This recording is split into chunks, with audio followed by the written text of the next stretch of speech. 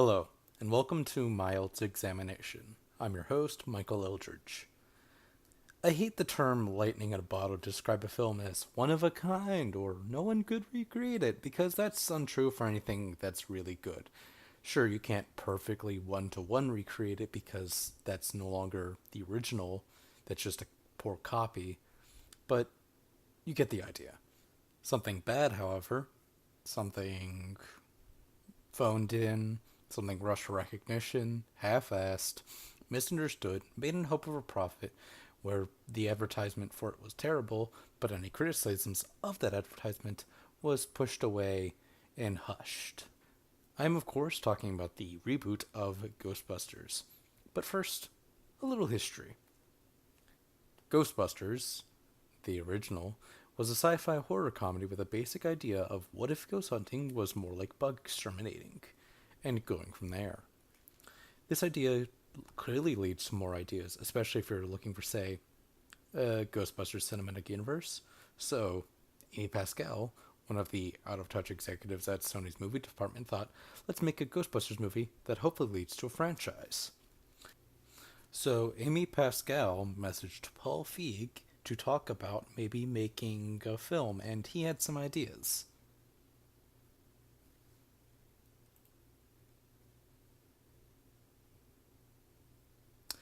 I would have preferred those ideas more than what we got because it would have been something different and at least possibly better. Um, and sure, maybe a different type of comedy, but could have worked well. Like, that type of humor is not the worst. Alright, so I'm gonna put out my personal stance on this. If you see me talking about a movie or something like that, do not go harass the person that made it. If you don't like the movie, rate it poorly. I mean, rate it as you think appropriate. Don't just say 0 stars, didn't like it, and all that type of stuff just because I said I didn't like it. Form your own opinions and go from there. Also, do not harass any of the people behind it. Some of them had no choice and had to promote the movie regardless. Thank you. So why am I calling her Pascal and not any of the other Sony execs? Because she's the entire reason this movie failed. She wanted a movie out as soon as possible and making a lot of money, especially after Amazing Spider-Man 2 failed horribly. And so a film was set up and could be okay if it tried to be itself or be written well, but Paul Feig doesn't know how to write or direct a sci-fi horror comedy. And the other writer never wrote a sci-fi comedy horror film either. Alright, so she's written some episodes of Parks and Rec, which I do like.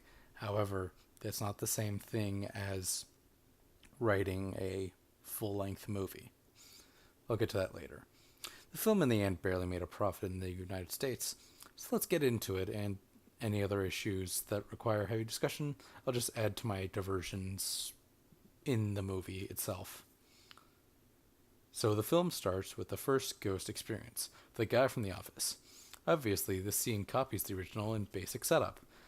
Now, instead of doing a full dissection of each, I'll just go over the main points. First is length. I know Red Letter Media talked about this with their Mr. Plinkett's review of Ghostbusters, but it's important. One is short and quick, about 2 minutes. The other one is loose ad-lib drivel, about 5 minutes or so long. You can imagine Sir Aldridge entertaining his wealthy guests. It's said that in this very room, P.T. Barnum first had the idea to enslave elephants. I'll get into my personal opinion on the ad-lib in this later, but the scene's long, tedious, and makes no sense. I'll give it a point for trying to do more to explain how the ghosts came to be in the world, but that's kind of it.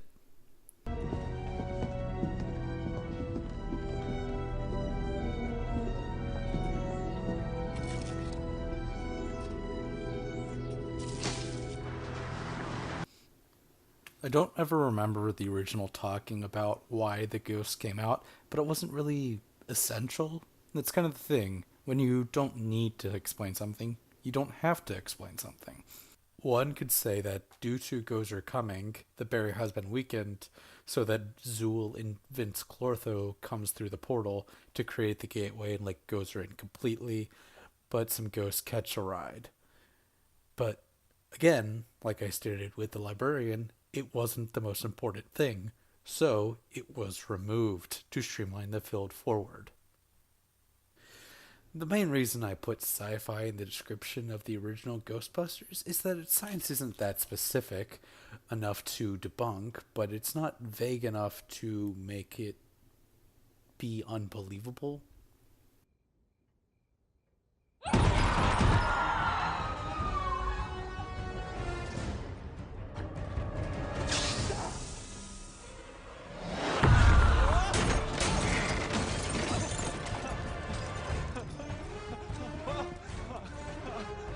Sorry, Sir Aldrich.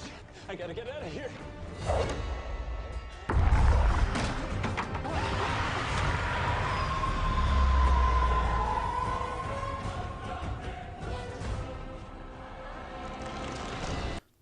And yes, I'm watching the extended cut because that's the director's vision, so he can call his vision crap.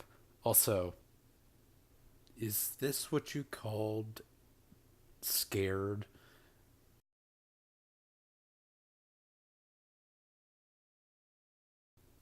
So we go to a scene that was completely cut from the theatrical cut of the movie. So we'll talk about her main character, Erin Gilbert, played by Kristen Wiig.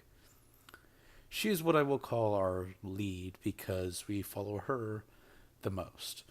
She's the type of humor her character goes through is what I'll deem cringe humor, where you respond to how much cringe the moment is. I refuse to call it good humor because it's an offense to good humor, especially for a lead. That's probably why I don't like The Office, but let's not get into that. Why is this filmed so brightly and so I can see the light makeup on Kristen Wiig's character and everything looks like piss. So Erin is a teacher about to get tenure from her university, but just as she's about to start teaching for the day, a Edward Mulgrave appears and talks to her about ghosts in the Aldrich mansion and reveals a book from her past with a semi-clever title.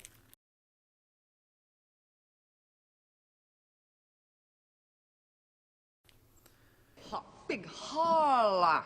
Big hall. Sorry to interrupt, but I need to speak to you about something you wrote. Sorry. Yes. What publication? I'm talking about your book. Sorry, I don't know what you mean.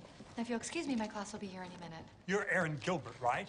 Co-author of Ghosts from Our Past, both literally and figuratively. The study of the paranormal?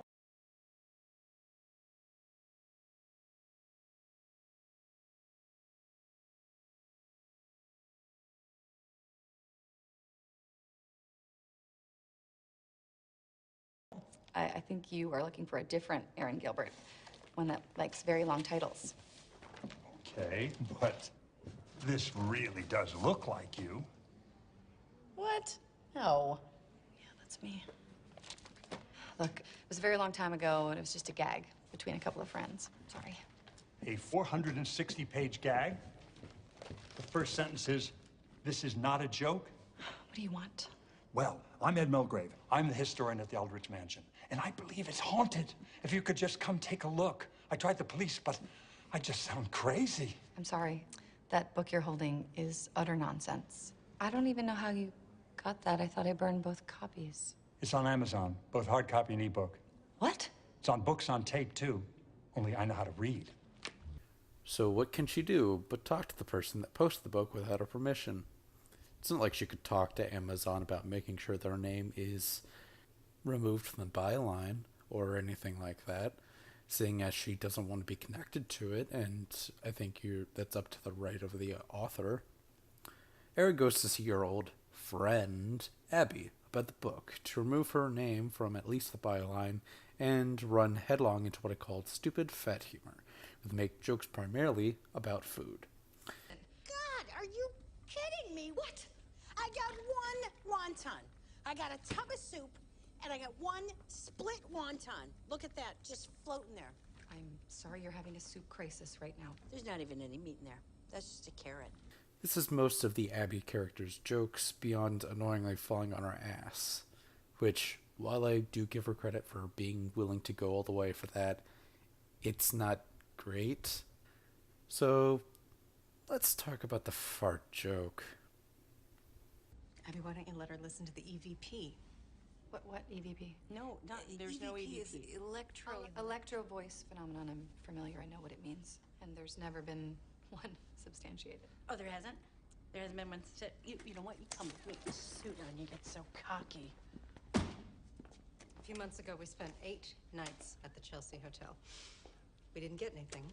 Well, we didn't think so. And then later in the lab when we were reviewing these tapes.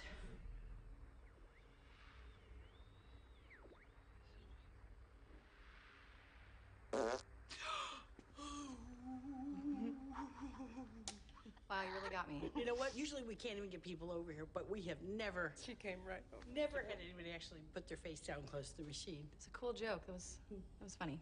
It's disgusting. Is it more or less disgusting if I tell you it came from the front? This line doesn't really work if you think about it in the context of the scene. This occurs so often that I have to cut out most of them because they're that numerous. Anyway, Abby says she'll take down the book temporarily until Erin receives her tenure if she introduces Abby to Edward Mulgrave and the people at the Aldrich Mansion.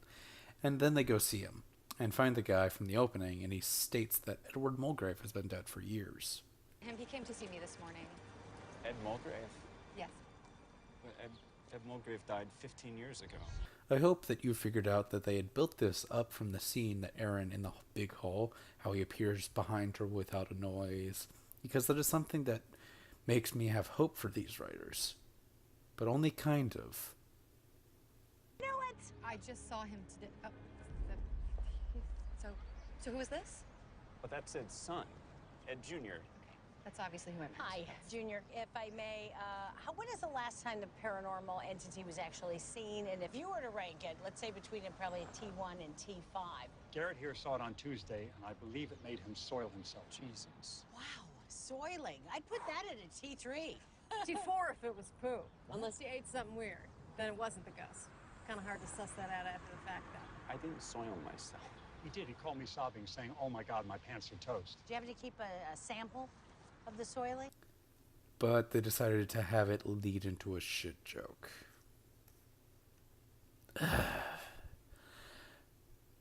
Moving on. Erin, Abby, and Holtzman, because their characters call her that way, go into the Aldrich Mansion, and suddenly Pringles.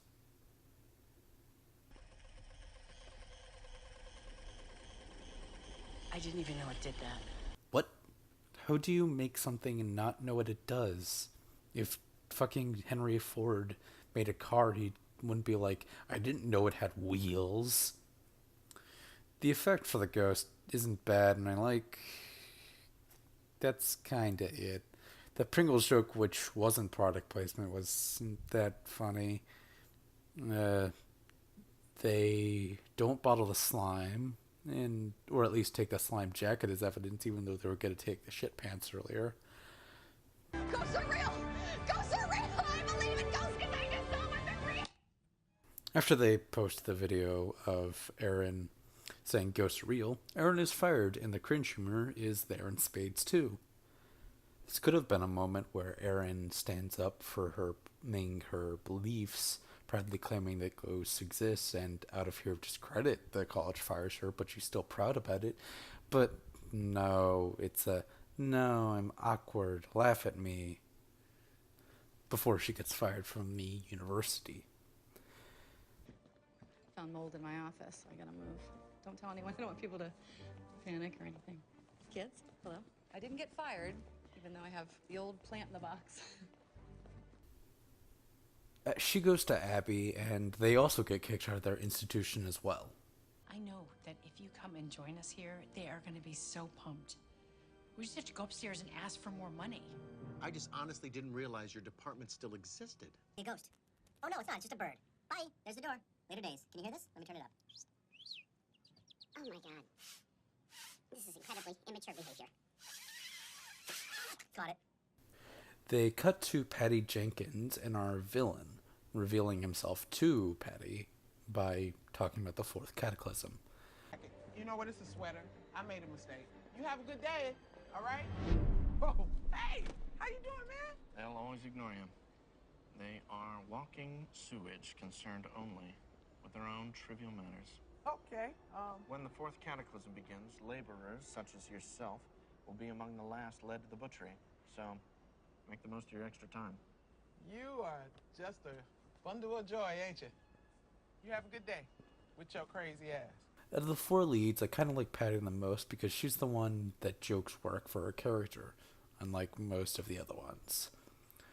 So they go to look at places for their new business of being Ghostbusters. See the original fire station, but the rent's high, so they go live above a Chinese food place.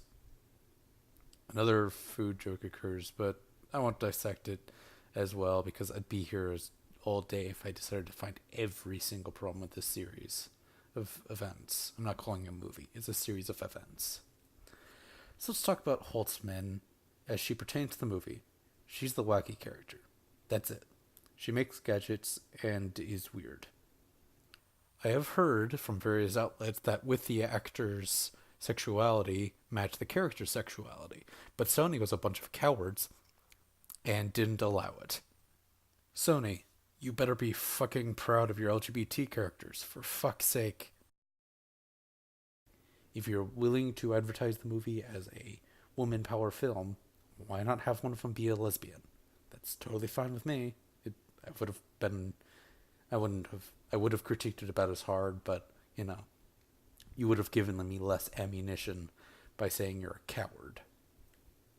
Anyway, Kevin has two brain cells that never connect, and I see where this is going. The dumb eye candy for the audience. Right over there. Don't listen. I was. Oh, he covered his eyes. Guys, look. That original secretary was so ditzy and conventionally beautiful. Do you believe in UFOs, astral projections, mental telepathy, ESP, clairvoyance, spirit photography, telekinetic movement, full trance mediums, the Loch Ness Monster, and the theory of Atlantis? She blindly accepted whatever the Ghostbusters did, no matter how stupid it was. You gonna answer that? Quit better jobs than this. Ghostbusters, what do you want? Thankfully, Patty comes into the movie to move the story forward. She informs them about the ghost down in the train station. Also, I got chased by a ghost. What? You know, up above us was the old New York prison. It's the first place in New York that they electrocuted people. I'm telling you, it used to take so long that they'd just be like, shoot them. We're using too much electricity. We get a joke about the logo. I'm okay with it. It's fine. It's fine. He sprays the things with the same can. He sprays both the black logo, the black part, and the red out of the same can, which makes no sense. This isn't supposed to be the feature. Hey, look at me. Stop. Stop painting. I'm so sorry. I don't like this on my wall. You don't want it here anymore? I don't want this ghost on my wall. No ghost. Let me fix this then. What? No ghosts allowed. You know what? Right. Get Come your on. ass up out of here. Bye, Patty. I love you. Man, this ain't art. And y'all encouraging them. Come on. Come on! Am I on crack, or is that a good logo? Then they try to make a joke about scientific tech, or experimental tech. They... Grab it. That's gonna shoot a proton stream at that ghost, okay? So whenever I say go, you just do that. Why am I operating the untested nuclear laser? You have the longest arms. Oh. You guys might want to hurry up. Oh my God, I forgot the most important part. Yeah, sorry. Aaron, this is just a little bit of grounding so you don't die immediately. Do you know your iron level? It's fine. You have done this before, right? Okay, Aaron, on my cue. In the barrel, Adam. Ready. Hey, fire! Oh, what? Okay. I don't know. I don't feel like it went off as well as I thought it should. But that might just be my type of humor. They fail to catch the ghost, and they go back to the lab. Why didn't this just take place at the university of the second school? The joke of them being fired again isn't that funny, and I didn't really need to see the guy just throwing middle fingers everywhere. Like, if I wanted to see that, I'd just go to YouTube. Anyway, Patty joins the team, and Kevin fucks up and annoys me more. Please, just stop. You're hurting my head. In the booth number 1, with the earrings. Yeah. You see her now? Thanks. No worries. I'm joining the club. Well, it's not really... Oh, sorry. Kevin, hi, can you answer the phone, please? I can't. It's in the fish tank. No, the one on the desk that's ringing. That one. Oh, that one. Yep. Then we get a scene that I found to be better than most of the scenes, but I didn't remember it the first time I watched it. Why? That's because it was cut from the theatrical version. God's name, this is... Mrs. Potter, this is nothing more than some leakage from our air conditioning. Well, I think it's touched my skin and it's given me a rash. Does it look red?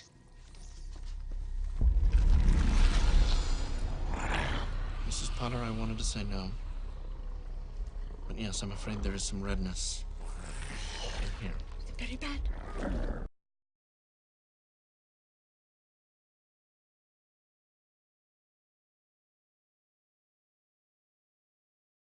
I know everyone is anxious, but we have to be patient. We thought it would be funny to put Earl in that old lady's back. The guests are starting to complain. We don't want to give away any spoilers before the big show. After various pointless scenes, Aaron tells the ghost girl story. There's almost a moment of heartfelt for old friends reminiscing, but just becomes cringe humor. No way. Wait, you haven't? Damn, I wish I hadn't wished that. Ghosts! They're real! Lord have mercy. Also, why did the ghost girl thing never really come back in a major way? Like, they say it every once in a while, it's like... So now we're the ghost girls. I don't know why it doesn't, like, come back in a major way. Like, maybe the villain having Ming being distrusted as well because he sees ghosts as much as Aaron's character does. Since we don't have another diversion for a while, let's talk about the marketing of the film and what happened there. Upon the drop of the first trailer, loads of criticism was heaped on top of the movie for trying to cash in on the Ghostbusters brand. There were various complaints that were actually legitimate, and there were some that were from little children trying to act serious. They weren't actually little children, I'm just calling them that because I'm not giving them respect of calling them human. However, Sony took it upon themselves and their advertising team to delete any of the legitimate comments that would be deemed as legitimate comments and legitimate criticism as well, and just leave the girls can't be Ghostbusters comments and assume that, because the comments that we do, and just like advertise it as, if you don't like this movie, that's because you're sexist. And this actually got to the point where a more famous, one of my favorite YouTubers, the Angry Video Game Nerd, or James Ralph, stated that he would not do a Ghostbusters review, which you should respect anyone that's like, no, I don't really want to do a review of something. However, people being like, he doesn't like it because he's a man baby, or it's because they're women. And again, it's stupid, to say the least. It was them marketing the film and trying to do a new thing, which they actually tried to do later, but we'll talk about that at another time. Wig's character does what I wanted her to do in the firing scene earlier, about 30 minutes ago, but characters can't be consistent in a movie. It's not like there's like only 2 writers. No. You know what? Screw that. We are scientists. Plus Patty. Thank you. Okay, we believe in provable physical results. That's what we believe in. Yes, we do. Preach. Preach, you know what we're gonna do, ladies? We're gonna catch a ghost. We're gonna bring. The film then copies the basic design of the hotel scene from the original, but this time at a concert in the day. Okay, yep. Room full of nightmares. Not going in there. I don't understand how I get wrapped up in this stuff. I had a good job at the MTA. Was it perfect? No, of course it wasn't perfect. But I tell you what, everybody was alive. Was that there before? Please do not answer. In the scenes where they can't ad-lib until the cows come home, I do say that the dialogue is improved. It's streamlined and cut from the movie sometimes, but it is better.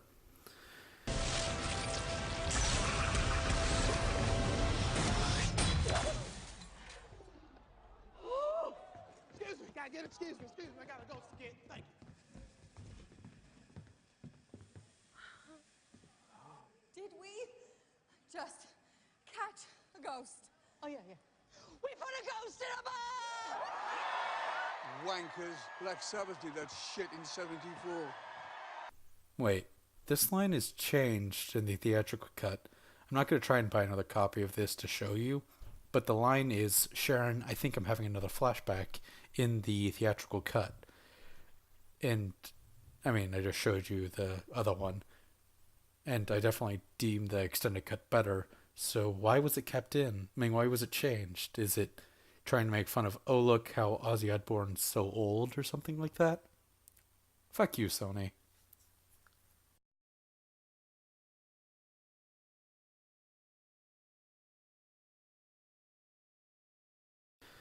Martin Heiss comes to investigate. It's Bill Murray. And instead of being civilized, they kill him by releasing the ghost. See it. I'm going to show it to you then. How about that? Gear up, you guys. You're not. No. Excuse me, why are you doing this? Because he doesn't believe us. Aaron, come on, we have finally succeeded at doing the thing that we have talked about since we were little kids. And you want to risk it all, what, for him? Who cares if you impress him? Oh, golly, you two are something. You're right. I'm sorry. I don't Okay. know what I was thinking. All right, it's okay. Atta girl. Sorry. I didn't. I'm sorry. My God. I know. Casper.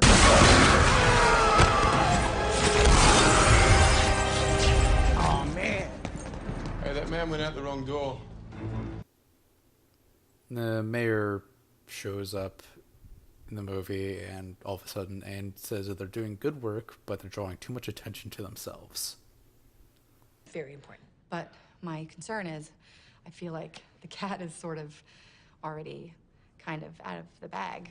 I think what they're saying is the cat is out of the bag. They want us to put the cat back inside the bag. No, I know that's what they're saying, but I'm saying the cat's already out, so it's hard to put the cat it's back It's in not the possible. But that's why they have that saying, because if It's the cat a is out of the bag, you nonsense can't put saying. it back in the I bag. put a cat in a bag all the time. But once the cat is out of the bag, aren't you like, oh, the cat is out of the bag? We just want to shove that damn cat back in the bag. The cat has been out of the bag before, and yet people lose interest and put it back in. People always move on. Sheriff in New Mexico reports a UFO encounter. The crew of the SS Orang Medan dies mysteriously. The entire town of Langville, Montana goes missing. It does? Okay. I'm cutting out the rest of these jokes. They then, at 1 hour and 22 minutes, know exactly what the villain is planning, where he's planning it, and confront him. There's still 52 minutes left of this movie. Wait, right here. Okay. Theater. Downtown. Yes, in here. Okay, what was the other address you said? Polar Bear on 63rd and 5th Avenue. And the one in Chelsea? Chelsea is at 10th Avenue and 18th.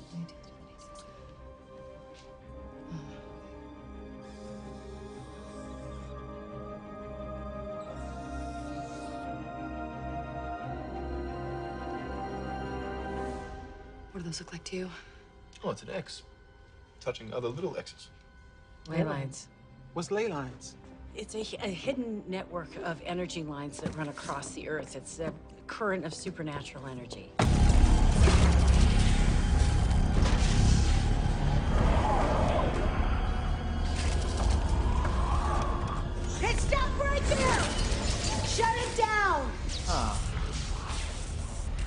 The Ghostbusters. Look, I think it's great you found yourself a little hobby, and I'm sure on paper, flooding New York City with ghosts seemed like a great idea, but we happen to like the world the way it is. Then you must have been afforded the basic dignity and respect of a human being, which I have been denied. Not really.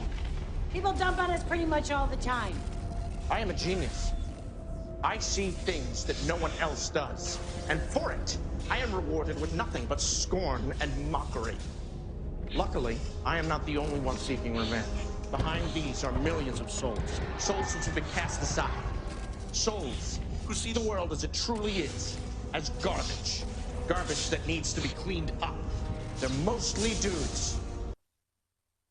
Alright, I'm not going to say that a lot of guys can't be a piece of shit. Hell, I try to talk to them to see if they can be reasoned with. But I know a great set of dudes in separate cities that are fucking cool as fuck and welcoming and everything else that might be outliers overall, but it's not like all the rest are garbage. Some of them are okay. The loud minority of them, however, are garbage. The MGTOW, the pump and dumpers, the playas, the pickup artists, the Michael Bay fanboys, etc. They have various names, but they're fewish depending on where you live, though. In that case, bye.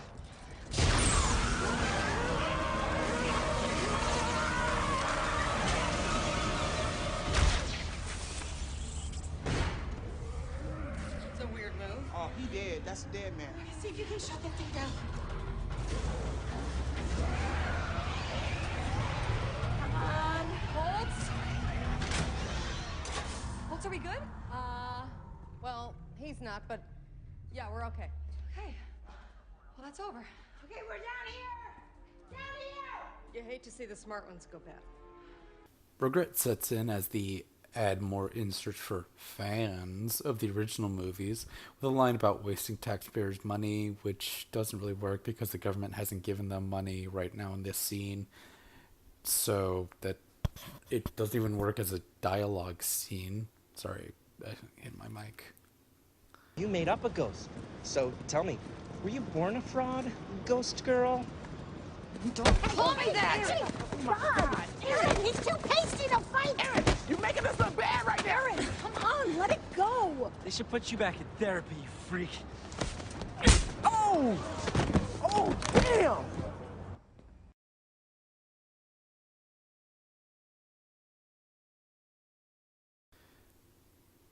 So they stop Rowan and he dies, but then Aaron discovers it was Rowan's plan all along to die.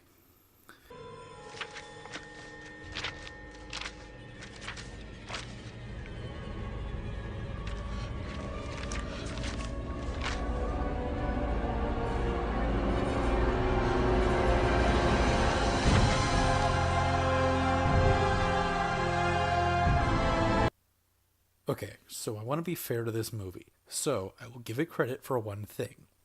This scene. This scene is done better than the rest of the movie, and it feels like comedians in a horror movie, similar but different enough to the original. I respect it.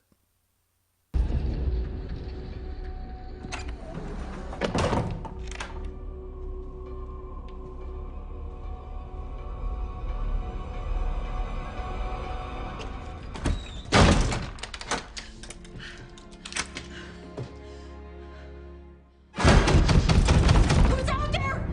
Holtzman, I swear to God,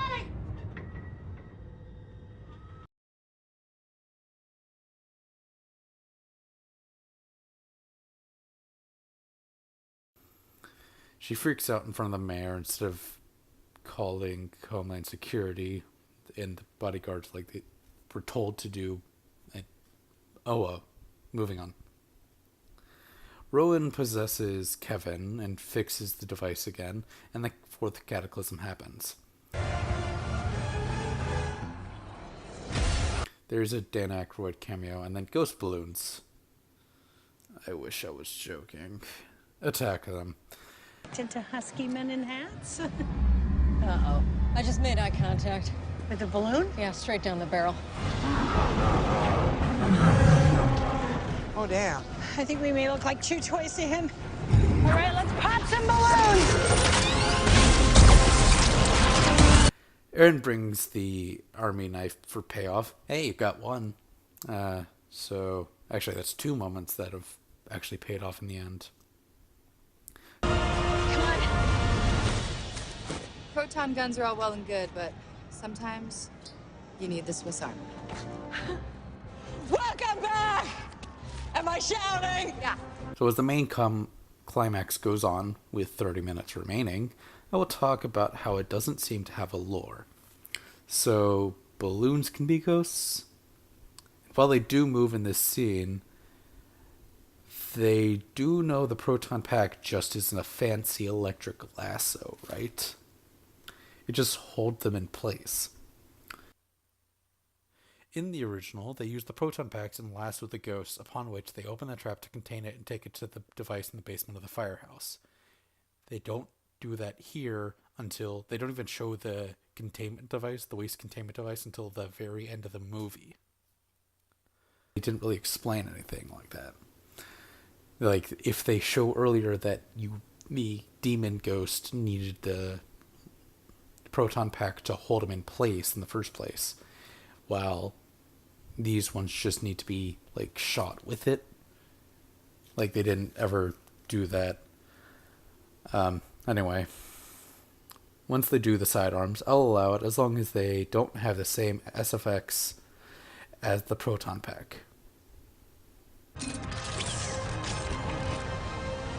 Let's go.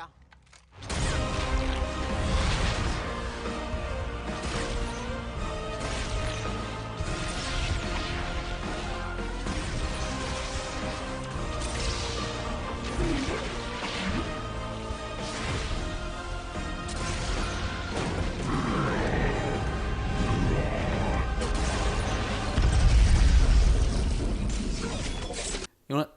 I'll let this one slide. This movie is, 2 hours and 13 minutes long? There isn't a need to explain shit to the audience now. It's dancing time. Dance. Get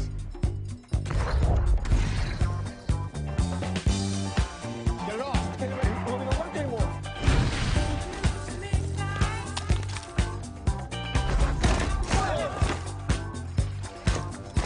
I control all of you.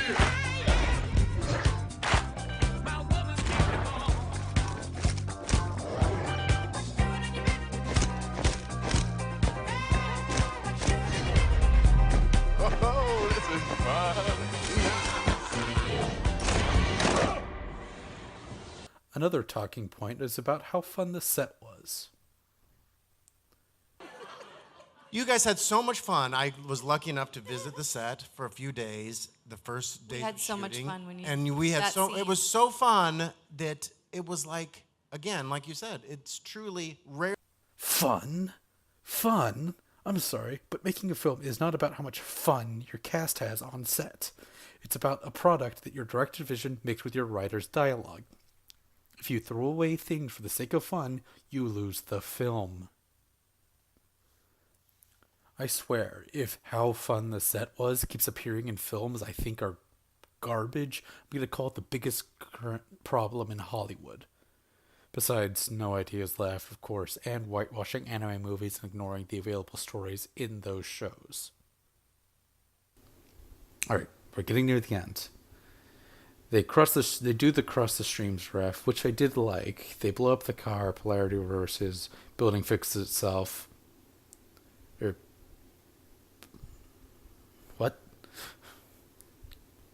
Is remembering one or two or three buildings blowing up a little too hard for you, Sony? Yeah, I get it.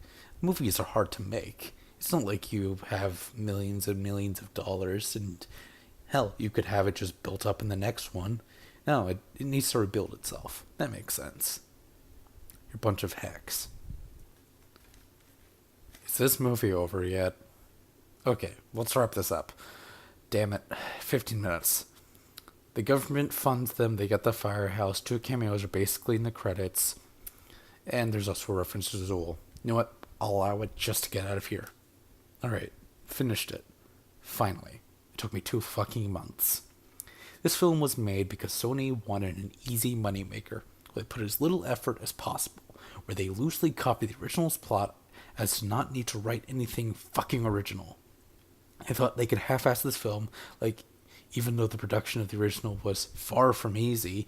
And then, when you post a shitty-ass trailer to delete comments of criticism that are valid and just leave the little pissy fanboys that refuse to actually complain about something that's valid, you just leave them and you're like, oh, our movie can't go wrong. Gee, I wonder how it worked out for you.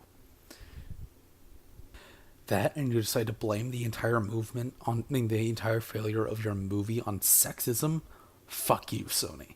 I won't deny that Hollywood is afraid of change, of course, but trying to use a primarily female-led cast as a cheap way to try and get butts in seats is slimy. Mamma Mia, a film I definitely find trite, is a primarily female-led cast, but I don't remember them advertising that way. Hell, they did the fucking feminist thing for the fucking Emoji Movie. It's just a piece of shit that can't technically call itself a film.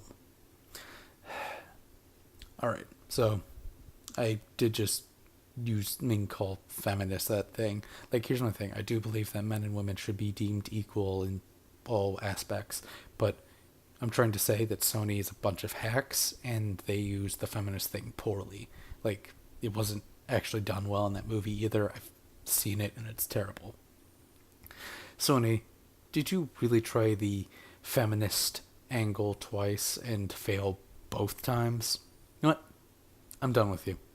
I've written this for a little more than twice the length of my first fucking review, though the audio is like 6 minutes longer. I might actually do a good thing next. I'm gonna go play Monster Hunter World. Thanks for watching.